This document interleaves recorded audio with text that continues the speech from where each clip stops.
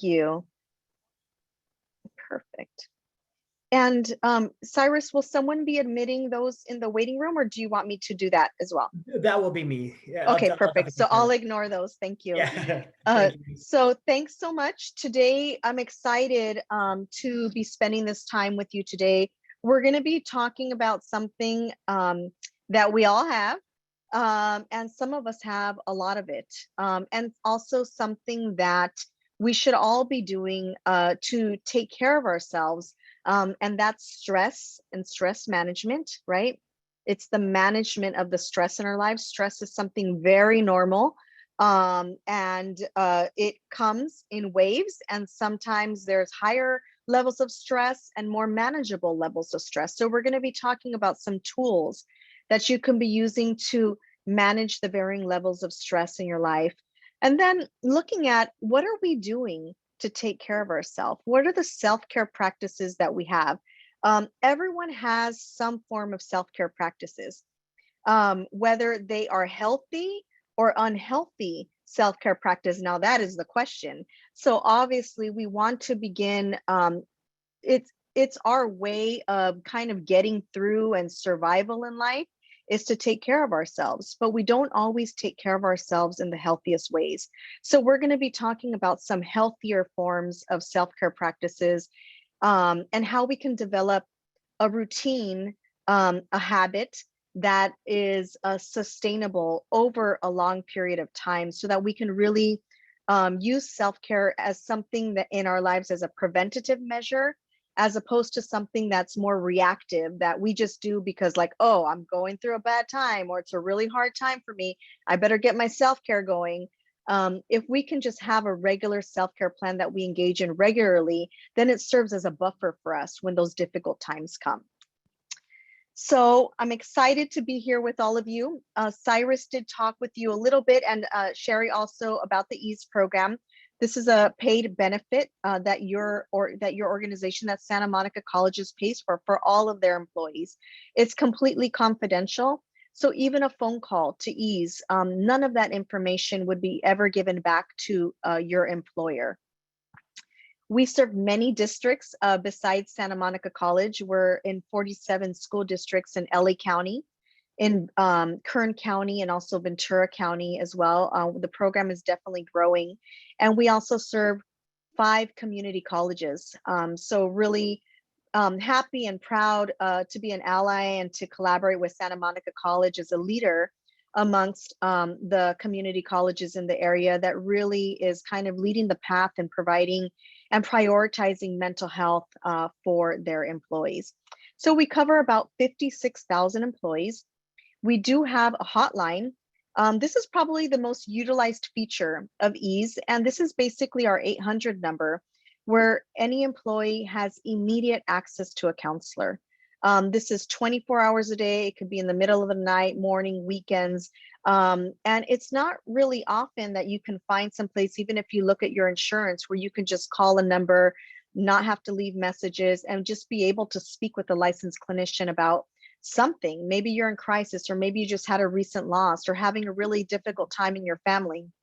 We all know that the things that happen in our personal lives in some way impact our professional world and our world of work. We carry that with us.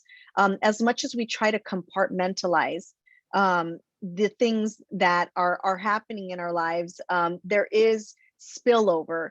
And when it becomes difficult to manage, then it can impact our functioning at work. It can impact how we feel. It can impact our memory. It can impact our mood, how we interact with others. And so that's the purpose of EASE. It's to be there to provide a buffer, to provide a support system when life's challenges happen, to help you to be able to get that support, to kind of resume, to do all the things that you need to do. So we do offer individual counseling, and then we offer conjoint counseling. This would be like your marital counseling, your couples counseling, family counseling, those types of things.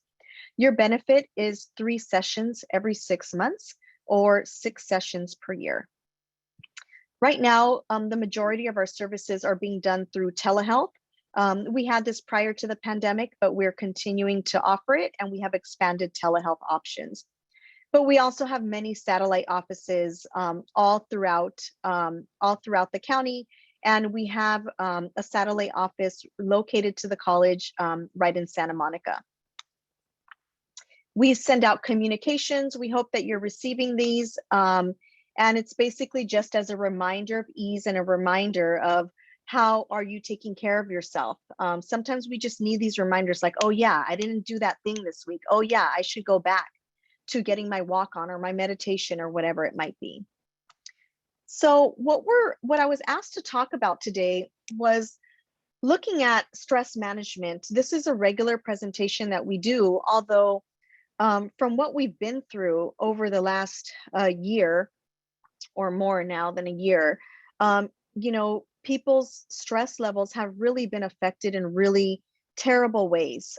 So much has gone on for so many, and lives have been touched in many different ways. We've seen families and people that have actually, you know, with all the changes and the transitions, that they've been able to thrive and they've been able to maintain health and connections with family and friends despite the pandemic. And we see other families and colleagues that have just really, really had a difficult time and have had a lot of suffering and pain and a lot of loss. And so it's important to kind of have that sense of every person's experience of the pandemic and what we've been through is different and is unique. And so there's also, you know, because we're all, our families are different, our relationships are different. And so it's important that we recognize that everyone's in a different place. And as we now begin yet the transition to return back to normalcy, whatever that might be, it brings any type of change or transition always brings with it another level of stress or anxiety, especially for people that have really struggled over the last year. There's many people that are really struggling right now with the transition to returning back to the physical work environment. So that's what we're going to be talking today. How do we kind of manage all of the stuff that we have been going through over the last more than a year? And so I just invite you for this time. I know that you probably have a lot of work to do, lots of tasks, your calendars are full, but I'd like to invite you for the next 45 minutes to really just kind of do a check-in with yourself, to see where you've been. Where have I been? What have I gone through over the last year? What about my family, my friends, colleagues? What do you bring with you to work today? You know, reflecting on the last year, how have you changed, either personally or professionally? I can guarantee that there's, you know, been probably various aspects of your life and well-being that have changed. What has stress looked like for you? How have you managed your levels of stress? How have you taken care of yourself? Have you engaged in healthy forms of self-care or unhealthy forms of self-care, or maybe a little bit of both? I see some, I just want to check the chat box and see if there's anyone, any questions in the chat box.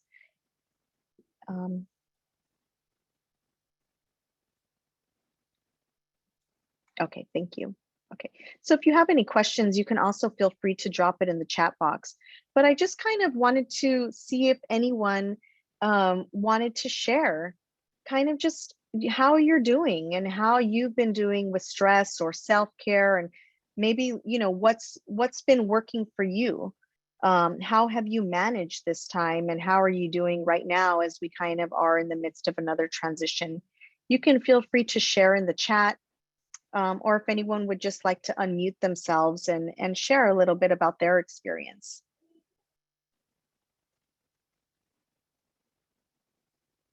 And I can't see everyone's little boxes, so feel free to just chime in.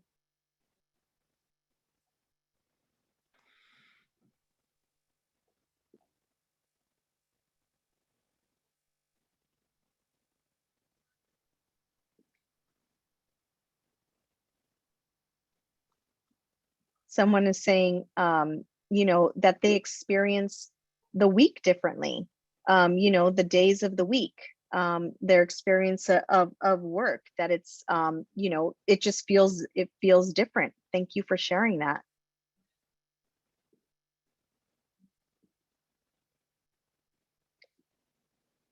Just on here. And it's okay.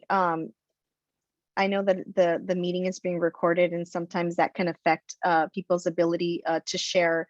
But as long as you kind of take some time to just reflect on these things for yourself, I think that it's really important to stop sometimes and to just be like, whoa, where have we been? It's been a long year. How have I changed? What have I been through? Have I lost anyone? How's my health?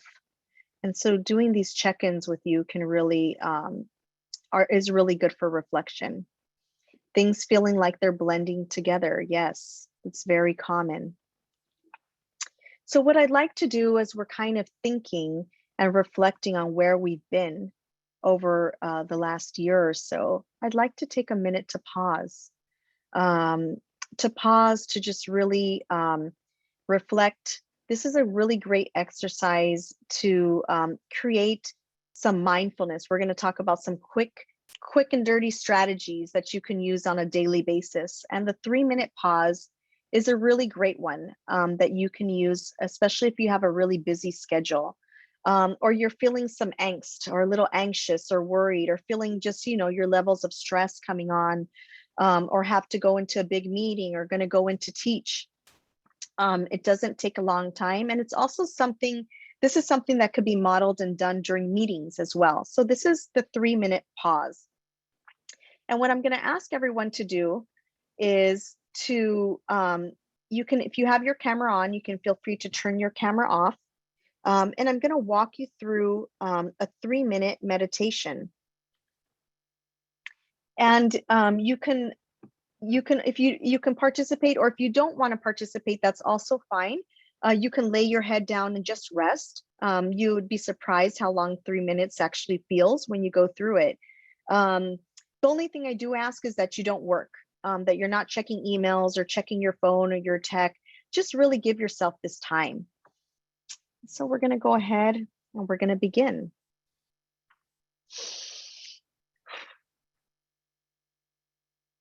So I'm going to ask you to close your eyes if you feel comfortable, and invite you that when you take your next breath, to simply just be more conscious. Allow your breath to bring you into the present moment, here and now. Breathe through your nose.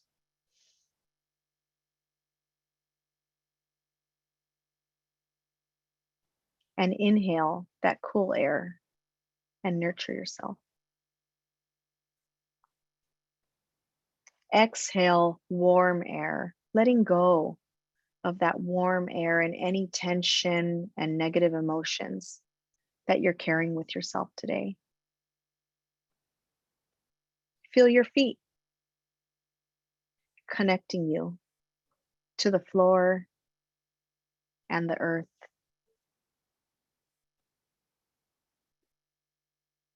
Gently focus on your body, your posture, by slowly lifting your chin until the top of your head radiates up towards the sky.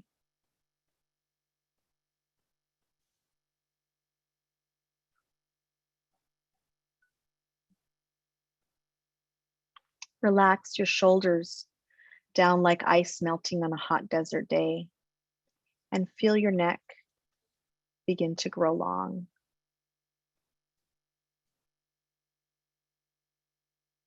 Relax your forehead.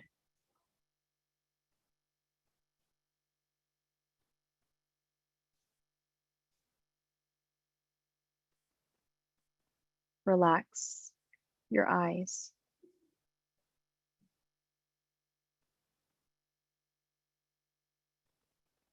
Relax your jaw. Relax your ears. And relax the muscles at the back of your neck. Notice your breath and allow it to bring you into the present moment where you're feeling safe and you're feeling relaxed. Quiet your mind. Let the thoughts go by like leaves floating along in a stream. Bring your attention to your breath again. Watch your breath. Feel your breath. Disconnect from the past and from the future just for right now. Enjoy fully this present moment.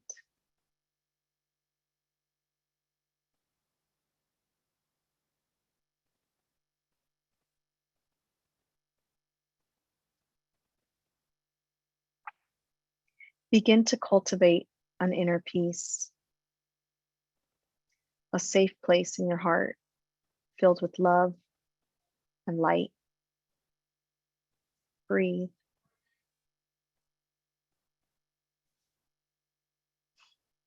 Breathe.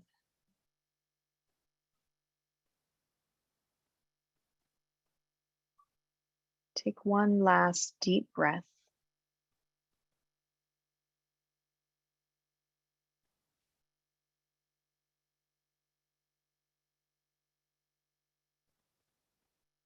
And with that, slowly and gently, when you are ready, you can open your eyes.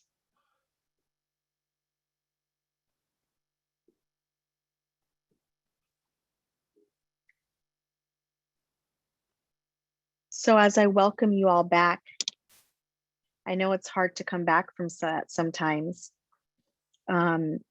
And so this was a little bit, I extended it. It was a little bit over 4 minutes. And so I'd like you to kind of just think about what your body feels like right now. Think about your mind. You should be having some physical sensations.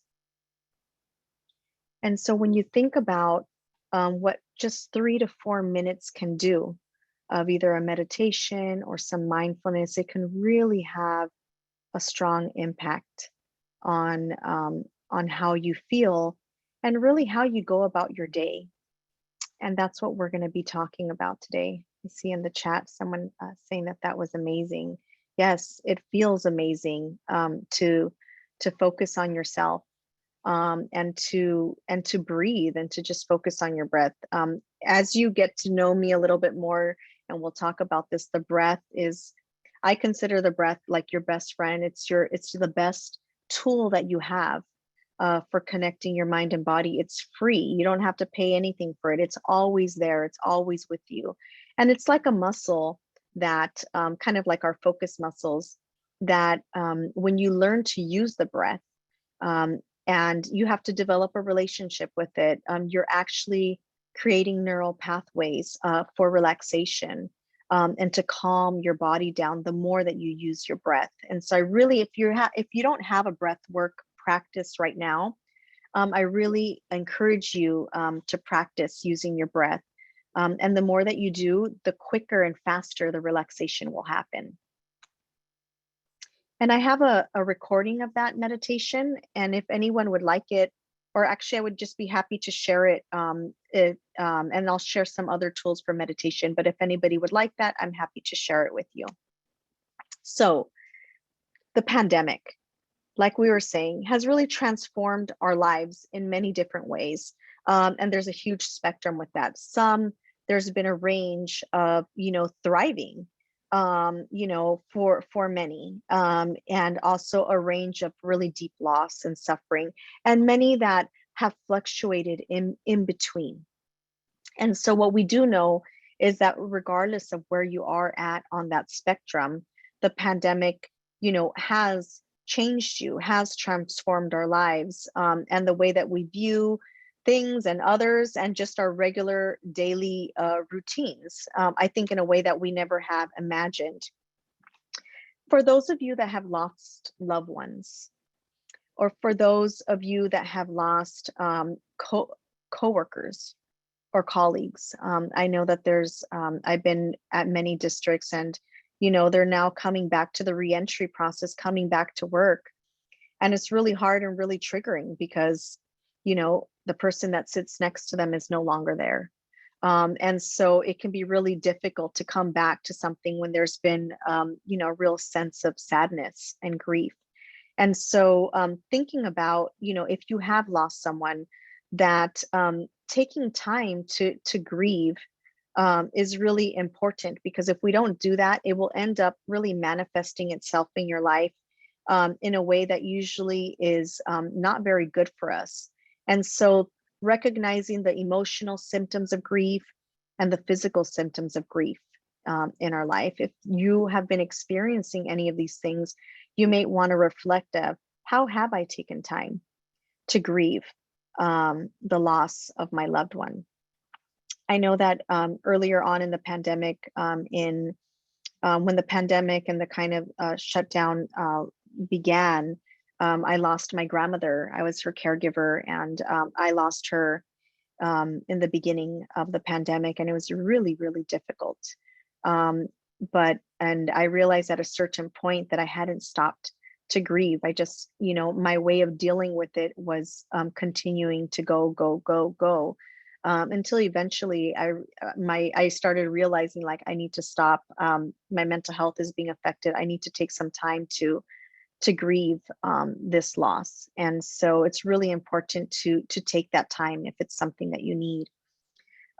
We all know kind of the classic stages of grief, and that we know that it's not as easy as this. And so it's important to identify yourself, kind of where you're at in terms of the stages of grief, and know that it's okay to fluctuate. Maybe one day you're feeling good, you're great.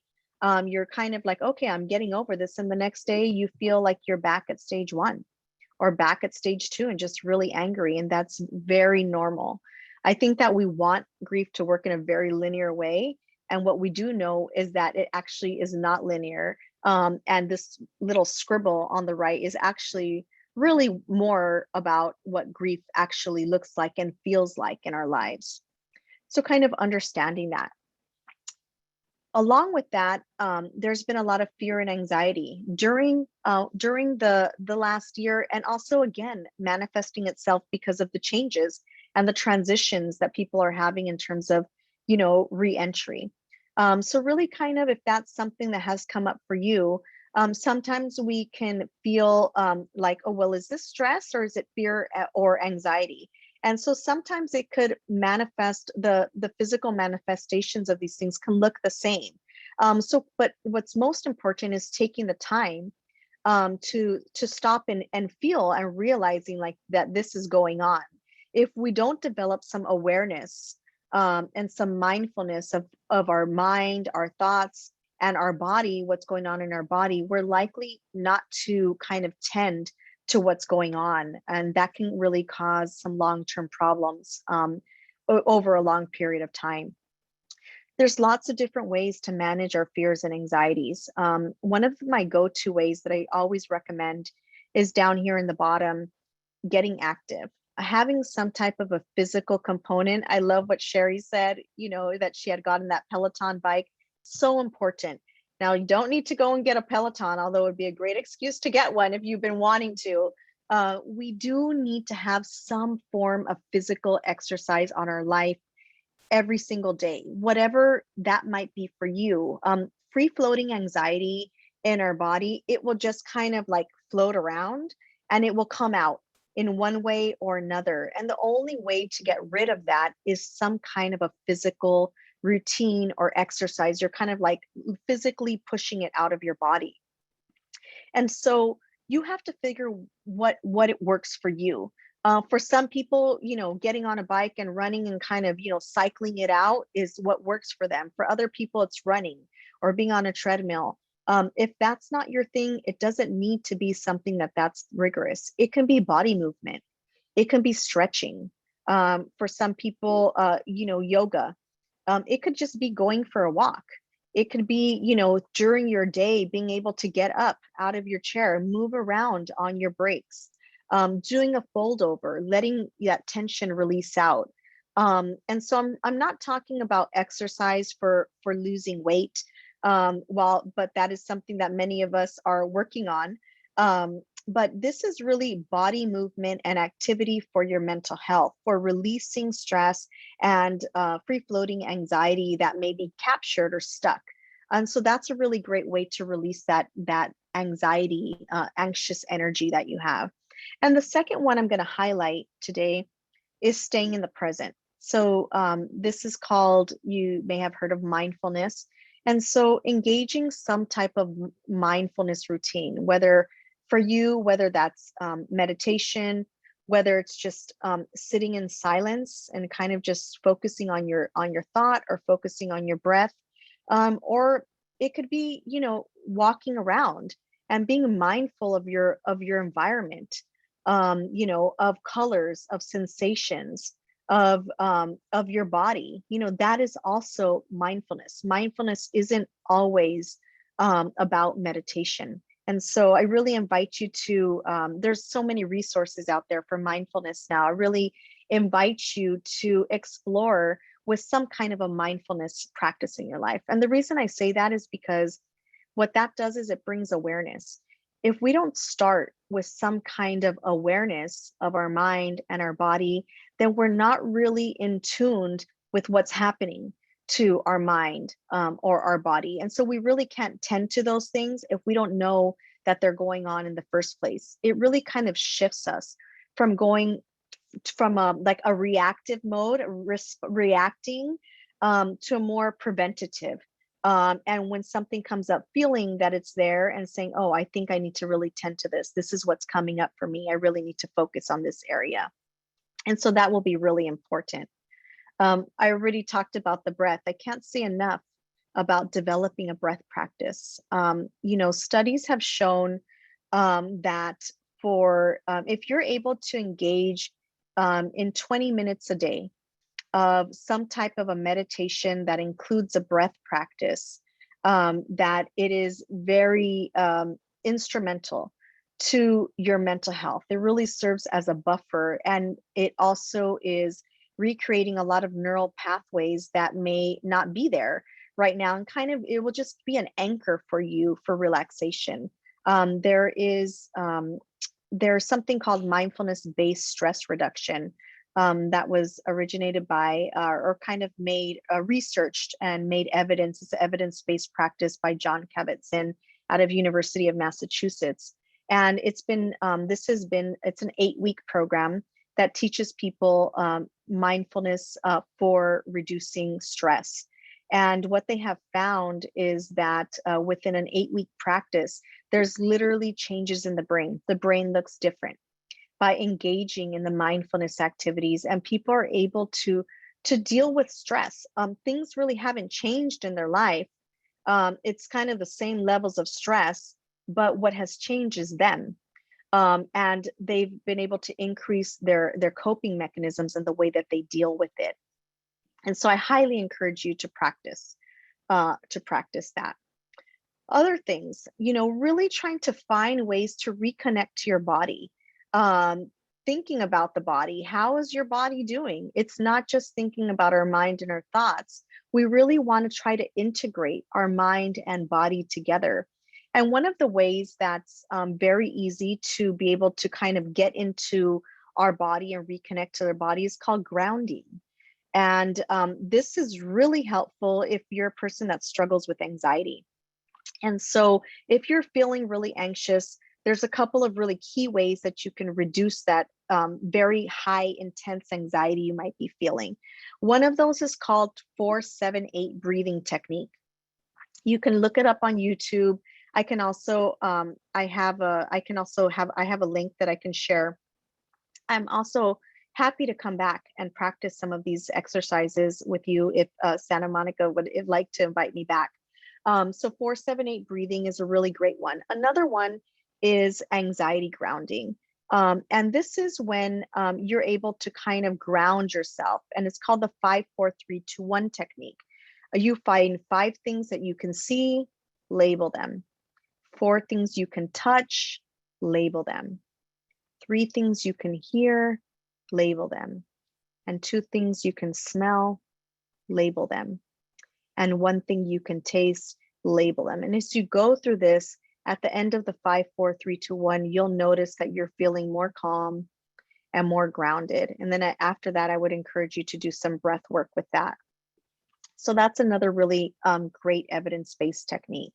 So what is stress? Stress is really, I think that in a lot of ways, stress has a bad rap. It's not all stress is bad. Stress is a normal part of the living condition. And so what happens, stress becomes bad when it's too much stress, or it's a high level of stress over a long duration of time. And what it really is it's when a person feels that the demands, their coping mechanisms exceed their internal resources or what they're able to kind of deal with. It's when a person perceives, so perception is really important with this. It's when a person perceives when things are out of control, or I can't handle this, or this is too much. So a lot of it has to do with our perception of what's going on in their life, which is why it's so important to develop awareness and a mindfulness practice, because it can really help with that level of perception and our anxious feelings. And stress is, there's a really physiological component to stress. When we feel stress, things happen. Things happen in the body. The body begins to react and to kind of create balance in our life and to kind of create homeostasis. And so the body does all kinds of amazing things to help us be able to balance through super stressful times. Working in education, the educational sector is through research has been found to be one of the most stressful occupations out there, second to medical and nursing. So working in the educational sector, if you have been feeling stress and wondering like, oh, well, I don't know why I feel stressed all the time. Well, it's not just you. It's actually because research has shown that the educational sector, and we're talking K all the way up, even earlier than K, where even early childhood, the educational sector is just stressful. And so it's all the more reason that you need to be taking care of yourself. Our bodies react to stress to be able to create equilibrium in our lives. We have signs of stress overload. It can manifest itself in emotionally, physically, or in some behavioral challenges that we might have. So if you're struggling with any of these things that you see on the screen, you might want to do some check-ins with how am I doing? How am I doing with my stress? What am I using now to manage my stress? And is there something that I need to do more of? Or is this stress unmanageable? We talked about some techniques for releasing stress. Physical release is so important. We talked about most of these already. The only one on here we haven't talked about is laughter, right? And so it's important to laugh, to smile, keep a sense of humor. Sometimes the only thing that you can do is laugh. And if that's the only thing that you can do, then you should do it, because research has also shown that laughter is great for having a physical release of very high stress environments, and so the more joy you can get into your life, the more laughter, the better. Looking at a lot of ways also is looking at how are we dealing with stress with our mind mentally. A lot of it has to do with our thoughts and what we do with our thoughts. First of all, what are the thoughts that we're giving ourselves? And then what do we do with that thoughts? A lot of times we call them ants. We say stamp out those ants, automatic negative thoughts.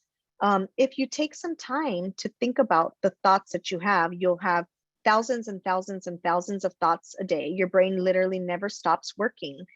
Sometimes people say, well, I can't meditate because my thoughts never stop. Well, that's normal. Your thoughts are not supposed to stop. And part of meditation is not about, or mindfulness is not about stopping your thoughts. It's about being more aware of what those thoughts are. And so sometimes if you begin to track what your thoughts are, you may realize that, wow, so many of the thoughts that come through are negative and damaging to me. And so being able to catch that and kind of reframe some of those thoughts that you're having. Some other really easy things that many of us struggle with: saying no, boundaries, right? Sometimes some of us have a hard time saying no to projects or additional assignments, to people in our family, to, you know, different types of things. I know a lot of people are saying before the pandemic, I felt like my life was so busy. And in a way, the shutdown created so much peace because I didn't have that stress of feeling like I had to attend this or I had to attend that, or taking to the kids to this practice, to that practice.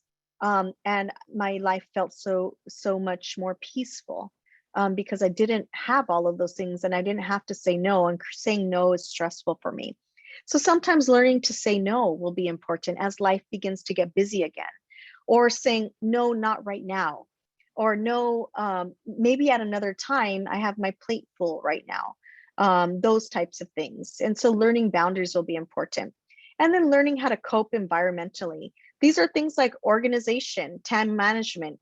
If you're struggling with your time management or your organizational skills, what does that feel like? Chaos, right? Chaos, there's no structure. That is going to make you feel more stressed when you're constantly running, or, you know, getting on meetings at the last minute, or not preparing, or forgetting about things. If you don't hold a calendar, you know, your work, your professional life is going to feel chaotic.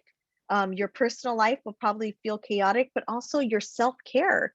You're not going to be able to schedule in and take care of yourself and develop routines about that because there's no order, there's no structure. So being able to develop that for yourself will be really important. Our support networks are also really important.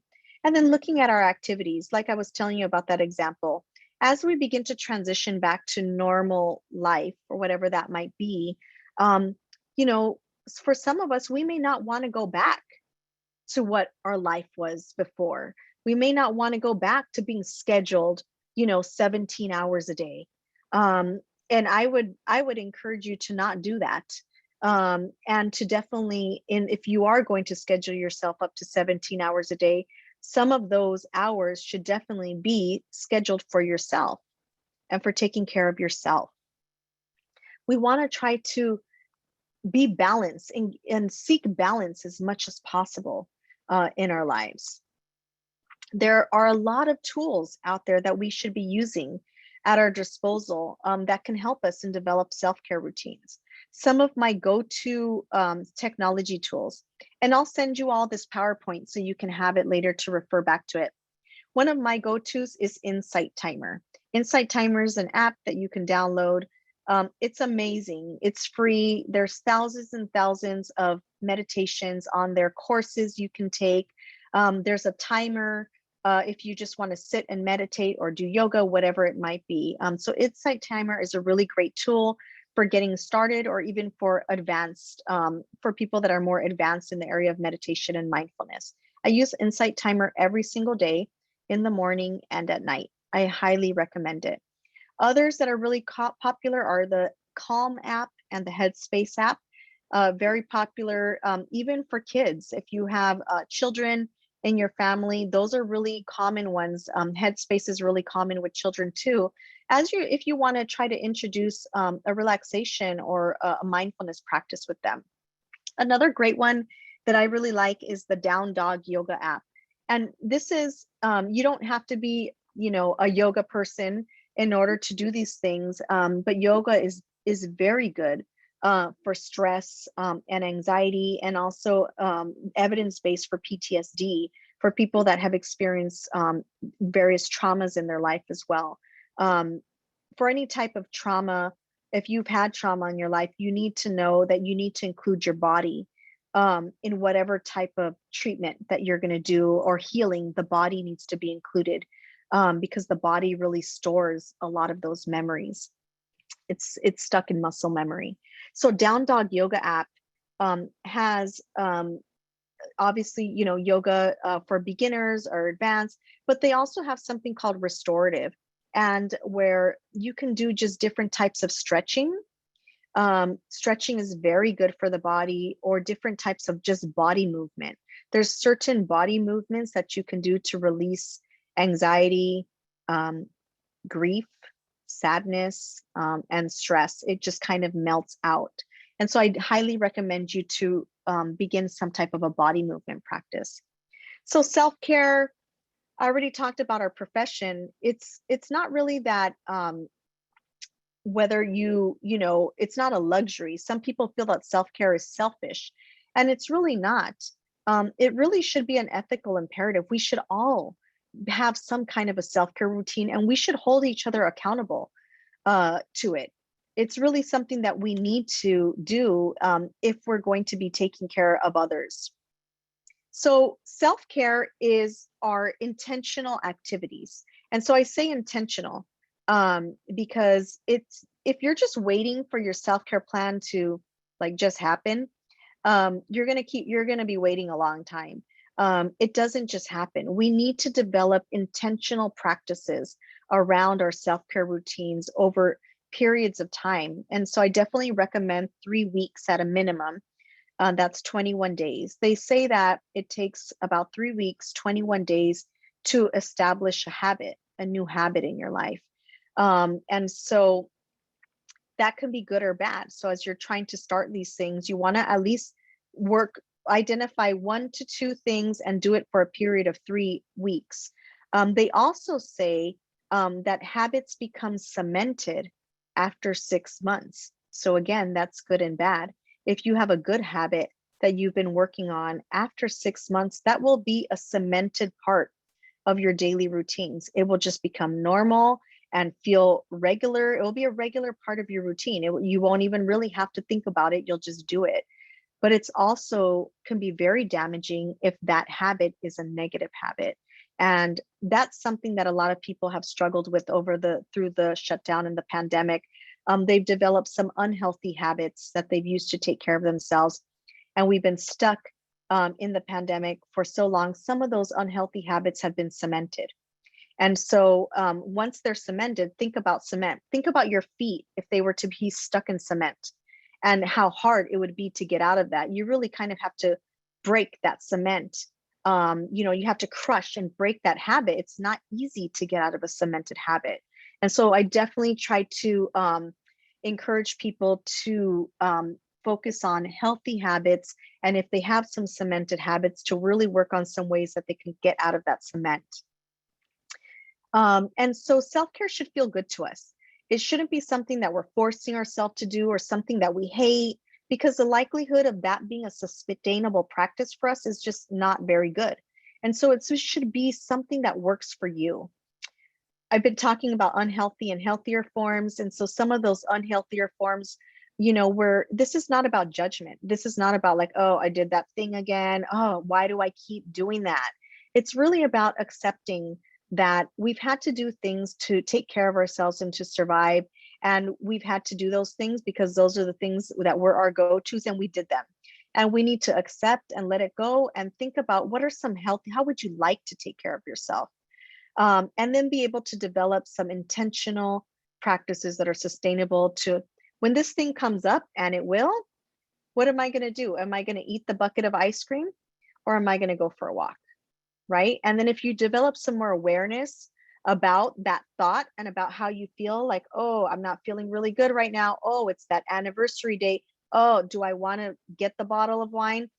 I know that I want to, but I know what I should do is go for a walk, or I'm going to get on my mat. Sometimes for people dealing with grief and loss, those feelings can come on really strong. But if you develop an intentional practice about when I feel the feelings of sadness coming up, how do I want to respond to that? And if you want to focus on healing, and you could say, when I feel those feelings, I'm going to put my butt on the mat, and I'm going to rest, or I'm going to stretch, or whatever it is that what your practice has been for your mat. And I can tell you that there's been moments of for me, in struggling with my grief and loss and anxiety, where I've chosen to get on the mat, and I'll just get on the mat and right away the tears come. I needed a cathartic release of that emotional energy that was stuck, and I take it out on the mat. So for me, I've developed a really personal relationship with my mat, that's healing for me, and it's been part of my healing process. So I want to introduce a self-care plan for you. And so I'm going to drop this in the chat box. Or let me see, Evelyn, I'm not sure if you have, let me see, the self-care planner. I have it somewhere here. Oh, here it is. Okay, let me just drop this in the chat for you. We're not going to have, unfortunately, we won't have enough time in our presentation today to go over this. Okay, return. So if you check the chat box, you should see a self-care planner. And what I hope that you can do after this presentation is to give yourself the gift of time, and to take 15 to 30 minutes to follow up on developing a self-care routine for yourself. The first page is going to be this daily activity assessment. And this really changed my life, this activity. And so what I'd like you to do is list everything that goes on in your day, from the moment that you open your eyes to the moment that you close your eyes, and list the activity. And then after, rate that activity, whether it's nourishing, depleting, or just a neutral, like, it's neither here nor there. And then count those up. At the end, you should either have somewhat of a balance, but your goal is to have more nourishing activities than depleting activities. At a really difficult time of my life, I did this activity and realized that, oh, well, no wonder I'm so tired, or no wonder I feel the way that I feel, and feel so overwhelmed. Almost all of my activities were depleting, and I had maybe just like one or two that were nourishing. So one of the things I did is I really had to build in more nourishing activities. I realized that I was not taking care of myself. And sometimes when you're a caregiver, and you're in a field where you serve others, we tend to, some people tend to prioritize others' needs, and our needs are last. And so I want to encourage you to flip that narrative and prioritize your needs, because you can take care of others more once you take care of yourself. So this is a really telling activity to see where you're at with that. And then you could be strategic in saying, I need to increase more nourishing activities. I encourage you, if you have a depleting activity that you can't get out of, you have to do, pad it. We call it sandwiching. Pad it with nourishing activities. Put one nourishing activity before it, like maybe a 3-minute meditation. And then after it, maybe I'll go for a walk, or do some stretching, or go drink some water, do something that feels good to you, or take a break. And so you want to start your day with nourishing activities and end your day with nourishing activities. If you do this over a period of time, you will see a difference in your life and your overall well-being. You want to think of self-care in terms of buckets: mind and body. What did I do for my mind today? Or what can I do for my mind? And what am I doing for my body? Those are the two things: mind and body. Think about, what are your top 3 coping strategies? What do you normally do when things get difficult for you? And so you really want to develop awareness about that, so that you can, if you need to change some of those behaviors, you have awareness of it. Why don't you take care of yourself? What are some of your barriers to self-care?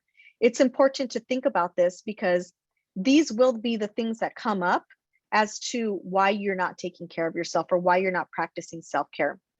The number one thing that people say is time. I don't have time. And so what I encourage people to think about is to shift that and say, I don't have time not to. I don't have time not to take care of myself, because if you don't take care of yourself over a long period of time, you will develop physical symptoms, and there's a whole host of medical and physical psychosomatic symptoms that can happen if you're not taking care of yourself. So I encourage you to work on that. Then I have a daily checklist for you. This is kind of like your basic on your worst days. On your worst days, what are you agreeing to do just at a basic level? This should be your hygiene, washing or brushing your teeth, get at a certain point during the pandemic, I was saying getting out of your pajamas, getting dressed, right? Drinking water, whatever it is for you. These are just examples. Then you want to have your bucket for physical. What am I agreeing to do for my body? And what am I agreeing to do for my mind? These are going to be things that you are picking. So you kind of have a little menu of things here to check, to pick from on a daily basis. This is a weekly chart. This will help you be accountable to yourself. I see the time, and so I'm going to wrap it up, and then I'm going to open it up for questions. This will help you be accountable. At the end of the week, go through and list what you did, what days you did them, and identify, whoa, I didn't do anything on Wednesday. What was that about? Well, I have that meeting, that thing that I do. And so realize like, oh, I'm missing Tuesdays or Wednesdays. So you could be some more intentional about the practices you're developing. Lastly, your daily calendar. If you are not scheduling in your self-care onto your daily calendar, here's just a template, a sample. The likelihood is it won't happen. Looking at your calendar just like you do every day to see what you need to do, the meetings that you have to go to, but put in there, when can I drink my coffee and read my book for 15 minutes? Or when can I get my 15-minute walk in? Let me see. Well, I can do that after my lunch. Or you might want to pad things in the evening. The more you put things in the calendar, the more you're going to be able to create a sustainable practice and also hold yourself accountable to them. So with that, I'm sorry for speeding through this. I wish I had more time, but I wanted to open it up to see if there were any questions or just kind of thoughts or feedback based on the information that we shared, or what you think it might be like for you to get started with developing a more regular self-care practice in your life. Thank you so much, Dr. Hernandez. I actually just wanted to chime in, so hopefully that this generates some discussion. As classified CSAA employees, you do get 1 hour lunch and 2 15-minute breaks. So regardless, you are allowed those breaks. So, so I just want to reiterate that for all of our attendees here today. So, but we do want to welcome any questions. So, thank you, Cyrus.